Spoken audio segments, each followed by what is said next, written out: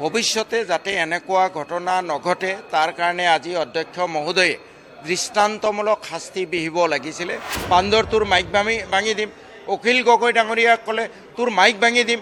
এই কথাটো মই প্ৰতিবাদ কৰিলোঁ যে এজন সদস্যই আন এজন সদস্যৰ মাইক ভাঙি দিয়া এইটো কেনেকুৱা ধৰণৰ কথা। বিহাৰ বা অন্য ৰাজ্যৰ ৰাজনীতিৰ দৰে অভদ্ৰামী আমাৰ বিধানসভাত নহওক, আৰু সেইকাৰণে আমি বিচাৰিছোঁ অধ্যক্ষ মহোদয়ে ৰূপজ্যোতি কুৰ্মীক অকল এই অধিৱেশন নহয় গোটেই বছৰটোৰ কাৰণে নিলম্বন কৰি এটা দৃষ্টান্ত দাঙি ধৰক।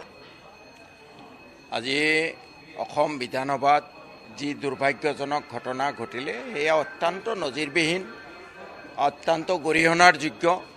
অসম বিধানসভাত ময়ো 15 বছৰ আছোঁ, এনেকুৱা ঘটনা কেতিয়াও ঘটা নাছিলে। ভৱিষ্যতে যাতে এনেকুৱা ঘটনা নঘটে তাৰ কাৰণে আজি অধ্যক্ষ মহোদয়ে দৃষ্টান্তমূলক শাস্তি বিহিব লাগিছিলে। কিন্তু তাৰ পৰিৱৰ্তে আমি দেখা গ'লোঁ অতি লঘু শাস্তি, ৱাৰ্ণিং, সাধাৰণ সাৱধানবাণী দিয়ে তেওঁ দায়িত্ব সামৰিব খুজিছে। এই কথাষাৰে অনাগত দিনত আমাৰ বিধানসভা কোনটো দিশলৈ গতি কৰিব তাৰো কিছু আভাস দাঙি ধৰে। আমি বিচাৰোঁ আমাৰ বিধানসভাৰ যি কাৰ্যপ্ৰণালী এটা আদৰ্শ হৈ থাকক। বিহাৰ বা অন্য ৰাজ্যৰ ৰাজনীতিৰ দৰে অভদ্ৰামী আমাৰ বিধানসভাত নহওক, আৰু সেইকাৰণে আমি বিচাৰিছোঁ অধ্যক্ষ মহোদয়ে ৰূপজ্যোতি কুৰ্মীক অকল এই অধিৱেশন নহয় গোটেই বছৰটোৰ কাৰণে নিলম্বন কৰি এটা দৃষ্টান্ত দাঙি ধৰক। আজি যিটো ঘটনা হৈছিলে, প্ৰথমতে আমাৰ বিৰোধী দলৰ দলপতি ডাঙৰীয়া আৰু অখিল গগৈ ডাঙৰীয়াই কিবা এটা ধুধৰালি ৰাস্তা লৈ পেলাই যেতিয়া তেওঁলোকে প্ৰতিবাদ কৰিছিলে তেতিয়া তেখেতে ক'লে বান্দৰ তোৰ মাইক ভাঙি দিম।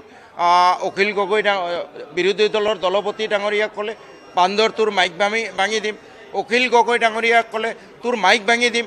এই কথাটো মই প্ৰতিবাদ কৰিলোঁ যে এজন সদস্যই আন এজন সদস্যৰ মাইক ভাঙি দিয়া এইটো কেনেকুৱা ধৰণৰ কথা। তেতিয়া তেওঁ খেদি আহিলে, চোচা ল'লে মোক মাৰিবলৈ আৰু ষ্টুপিড পৰ্যন্ত শব্দ কৈছে।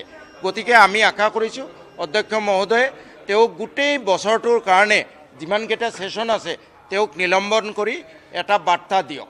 ধন্যবাদ।